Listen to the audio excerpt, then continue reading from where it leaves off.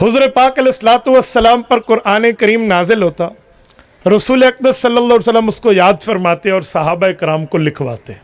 آؤ توجہ رکھو ذرا، میں قرآن کریم کی حفاظت پر ایک حدیث پاک دینے لگا ہوں۔ رسول اقدس صلی اللہ علیہ وسلم قرآن کریم یوں لکھواتے، قرآن کریم میں ہے جو آیت میں نے خطبے میں پڑھی ہے، ذالک الکتاب لا ریب فیہ، یہ وہ کتاب ہے جس میں شک کوئی نہیں۔ کتاب کیوں کہا؟ یہ قرآن لکھا ہوا تو نہیں آیا تھا۔ کتاب کیوں کہا؟ کتاب تو لکھی ہوئی کو کہتے ہیں۔ کتب یکتب کتابن یا کتبن، اس کا معنی ہوتا ہے لکھی ہوئی چیزیں۔ تو قرآن لکھا ہوا نہیں آیا، ہاں تورات لکھی ہوئی آئی، انجیل لکھی ہوئی آئی، زبور و صحائف لکھے ہوا ہے، قرآن تو پڑھا ہوا آیا۔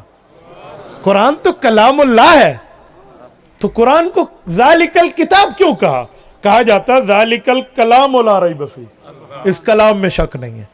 لفظ ہوتا ذالک القرآن لا ریب فیہ، اس پڑھے ہوئے میں شک نہیں ہے۔ لیکن ذالک الکتاب کا مطلب لکھے ہوئے میں شک نہیں ہے کہ کیا معنی؟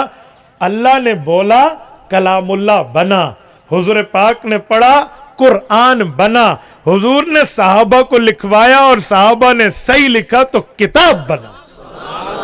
ذالک الکتاب لا ریب فیہ، اللہ کے پہنچانے میں اور حضور کے لکھوانے میں اور صحابہ کے لکھنے میں شک کوئی نہیں ہے۔ یہ ذالک الکتاب جو حضور لکھواتے، لکھوانے کی ترتیب کیا ہے؟ لکھوانے کی ترتیب یہ ہوتی، جو صحابی کاتب الوحی ہوتا، صحابہ کے کاتب الوحی کی تعداد 100 کے لگ بھگ ہے، جن میں 40 وہ ہیں جو اکثر حاضر رہے ہیں، اسی لیے 40 کی نمبر کو زیادہ شمار کیا جاتا ہے۔ یہ کاتبین تھے جو لکھنا جانتے تھے۔ آپ باقیوں کے لیے ان پڑھ نہ سمجھیں کہ باقی ان پڑھ تھے، جی نہیں، اس زمانے میں بات کو لکھنا اتنا اچھا نہیں ہوتا تھا جتنا اپنے ذہن میں بغیر لکھے ہوئے یاد رکھنا اچھا ہوتا تھا۔ اسے کہتے تھے ضبط بالصدر اور ضبط بالکتابہ۔ ضبط بالصدر دل میں لکھ لو، ضبط بالکتابہ صفحے پہ لکھ لو، تو ضبط بالصدر زیادہ عزت ہوتی۔ لیکن قرآن کریم کو حضور نے ضبط بالصدر بھی کرایا، حفظ بھی کرایا اور ضبط بالکتابہ کر کے کتاب بھی بنوائی۔ یہ جب لکھا جا رہا ہوتا تو صحابہ کرام کبھی پتھر پہ لکھتے، پتھر پہ چھید کر، کبھی چمڑے پہ لکھتے، اور کبھی کس پر یوں لکھا جاتا۔ اس زمانے میں صفحہ تو ایجاد نہیں ہے، صفحے کی ایجاد تو میرے خیال میں 800 سال پہلے کیا، یہ تو 1400 سال پہلے کی اب بات کر رہے ہیں۔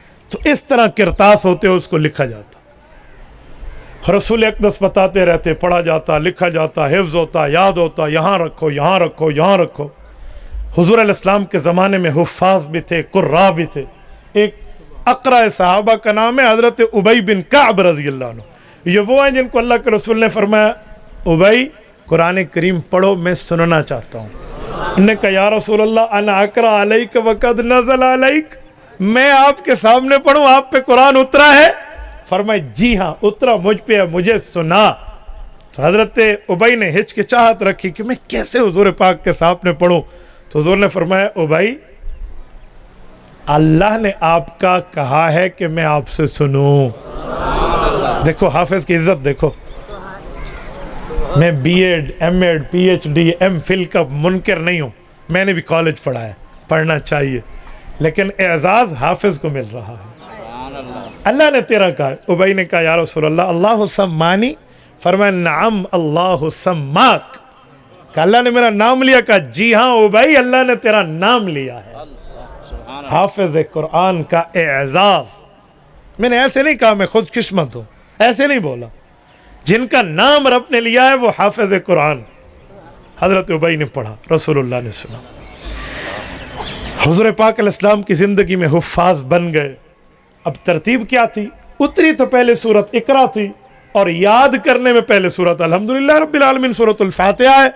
تو یہ حضور کی ترتیب ہے کہ جو اترے پہلے یا بعد میں، لیکن حفظ کیسے کریں گے؟ ترتیب حضور نے دی ہے، اسے کہتے ہیں ترتیب توقیفی۔